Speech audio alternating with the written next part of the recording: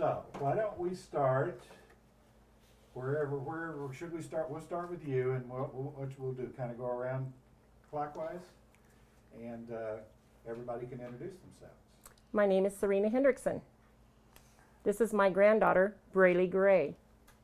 I'm Serena Hendrickson's daughter, Jessica Gray.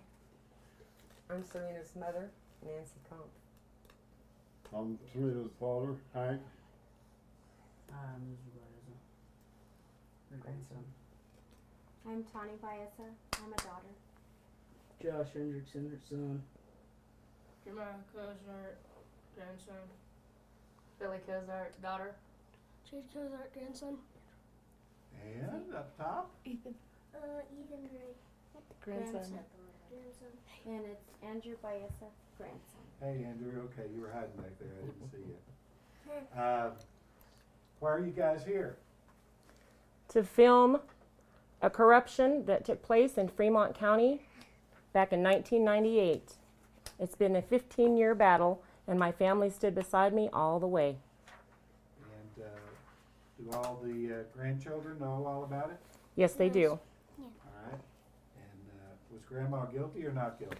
Not guilty. Not guilty. Hello, my name is Serena Hendrickson from Cheyenne Wells, Colorado. I am a victim of law enforcement abuse and judicial corruption. There is nothing worse than putting a small man in a big position. Mr. Bell is that man. While employed at the Colorado Department of Correction, he devised and perfected a nefarious scheme along with the inmates Ryan Tom Letourneau and Marvin Self, both self-avowed career criminals acting as agents of the government. They persuaded prisoners that they would be released from custody in the event the prosecutor responsible for their convictions died. Letourneau and Self cooperated or conspired with prison authorities while building these murder-for-hire cases against inmates. Letourneau was rewarded by the Colorado Department of Corrections a reduction of his prison sentence as a result.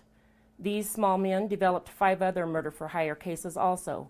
I know of 3 of these: Daniel Easton, Lon Myers, and James Sorensen. Bell, Letourneau, and Self were well acquainted with each other, for they were co-conspirators in all the cases. One might ask, why would these inmates believe that they would be released? Well, as part of their scheme, they told the prisoners that Federal Judge Richard Mage would hear their case on a federal level due to violations in their prior court proceedings. They sent in false documents forged by them, allegedly from Judge Richard Mage, to further coerce these inmates.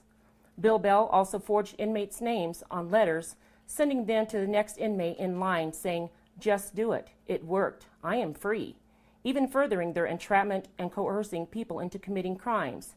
Then they hid these inmates at the Colorado State Penitentiary while they picked the next one. In my preliminary hearing, Bill Bell states he recorded all conversations between myself and Lonnie Hendrickson. Yet when I get to trial, several of the phone conversations are missing of the destruction of the evidence. Bell states he erased them. Sure he did. The conversations incriminated them. Bell had to erase them. Each case was in Fremont County. Of course, they had to be. Fremont County is the prison capital of Colorado, where you're fighting the Department of Corrections. I was told Fremont County is DOC country, and they make the laws and the rules here, and they did. I wonder what the statistics for murder for hire are outside of Fremont County. They're 0. I checked.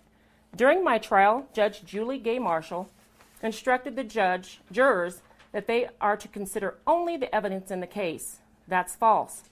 Why was the jurors falsely instructed by Judge Julie Marshall in my case? I quote, "The jury has a right to judge both the law as well as the facts in controversy." John Jay, First Chief Justice, United States Supreme Court, 1789. "The jury has a right to determine both the law and the facts." Samuel Chase, U.S. Supreme Court Justice, 1796. "The jury has the power to bring a verdict in the teeth of both law and fact." Oliver Wendell Holmes, U.S. Supreme Court Justice, 1902. "The law itself is on trial quite as much as the case which is to be decided." Harlan F. Stone, 12th Chief Justice, U.S. Supreme Court, 1941. Now, had the jurors been truthfully instructed, my trial might have been extremely different. Most trials do end in a verdict, but not all trials end in the truth. 25% of all inmates are innocent, If you don't think that that doesn't involve you, you better think again. I believe over 100 years of time has been handed out due to this man and his associates, as he calls them. If you're wondering what happened to beyond a reasonable doubt, well, so am I. I believe the state of Colorado, the Department of Corrections, and Fremont County owe every veteran and every soldier, man and woman, and their families an explanation why our constitutional rights are being stripped. Yet men and women have given their ultimate sacrifice and paid with their lives to uphold this Constitution. My dad served this country. His oath was to uphold the Constitution against enemies both foreign and domestic, with your life. I believe these to be domestic enemies of our nation. If they do not love our free nation, they need to go to the nearest communist border and jump over. They do not deserve to live in this great nation. Freedom isn't free. It has cost the lives of countless and courageous men and women for over 200 years, and our nation will not stand intolerable acts by those who have been instructed and entrusted to uphold it and destroy our ways of life. Bill Bell, your associates, your co-conspirators, and anyone else who is criminally responsible blatantly disregarded my rights and hid behind your badge and the walls of the prison system. You are a disgrace to your profession. You've used your entrusted powers to silence, intimidate, and cover up your own dirty work. Now, Fremont County, it is out of your hands and your reach, and your lid has been lifted off of your garbage cans. This is a government of the people, for the people, and by the people. I didn't say that. Abraham Lincoln did. Woe to those who make unjust laws and to those who issue oppressive decrees to deprive the people and the poor of their rights and withhold justice from the oppressed of his people. I didn't say that. God did. Isaiah 10, 1 and 2. We are lucky to live in a country that grants us rights in the Constitution, such as freedom to speak, write, read, work, worship, and live as we choose. These freedoms place a responsibility on each of us to become involved in our system of government. America is run by the people, and that includes you. I didn't say that. A United States Senator, Ben Nighthorse Campbell, did. It's the people's government, made for the people, made by the people, and answerable to the people. I didn't say that. An American statesman did, Daniel Webster. To these men who try to destroy the values we hold so high and trample on our constitutional guarantees and our human rights and civil liberties, they are like a terminal disease that spreads and chokes the life out of us. They are the disease that cripples the health of this nation. I did say that. Judge Julie Gay Marshall said she is God in her courtroom. While at the trial, I had a Bible sitting on the table where I was sitting with my attorney, and District Attorney Norm Cooling told the judge that he did not want me to have that Bible sitting on that table because he didn't want to send a wrong message to the jurors. So they told me to close it and put it down by my feet. But that's okay. I've been standing on the Word for 15 years. I do feel that our Christian belief and religion played a big part in this, exposing what's going on across this nation. I have wrote countless times to members of Congress. I spoke with Wayne Allard. He did try to help me, but it never got anywhere. It never got anywhere with anyone. This is the first time I've been able to even say my side of the story and let it be heard. 25% of all inmates are innocent. If you don't think that this doesn't include you, think again. I believe the Colorado Department of Corrections, State of Colorado, and Fremont County owe every veteran, every soldier, men and women of this country fighting to protect our rights with their lives an apology. They owe them an explanation of why our constitutional rights are being stripped from us in criminal court systems, judicial court systems, in any system of the United States. Why are they being stripped from us? And yet men and women are fighting daily and losing their lives for those very values that we hold high. My dad served this country. His oath of office was to uphold the Constitution of the United States with his life against enemies both foreign and domestic. I believe these men to be enemies, domestic enemies of the United States of America.